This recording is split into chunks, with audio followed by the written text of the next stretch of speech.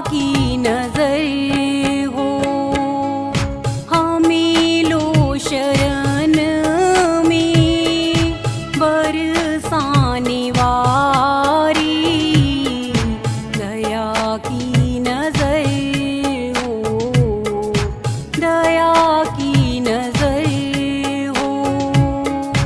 सुनो हे किशोरी मेरी लाडली जो, कृपा की नजर हो, कृपा की नजर हो।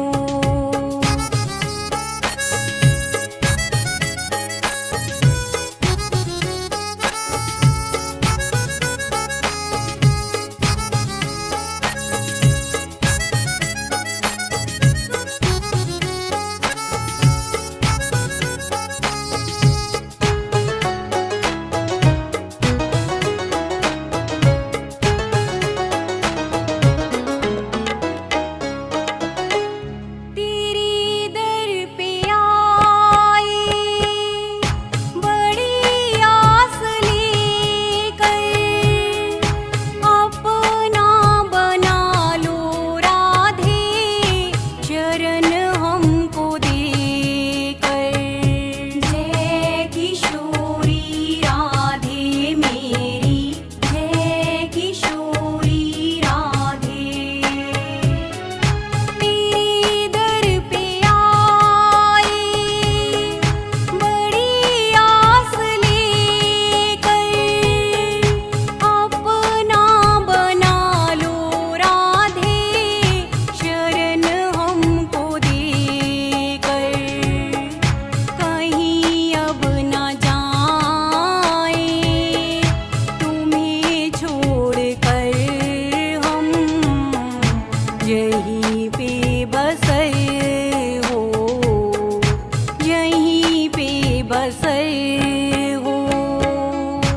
सुनो हे किशोरी मेरी लाडली जो, कृपा की नजर हो, कृपा की नजर हो।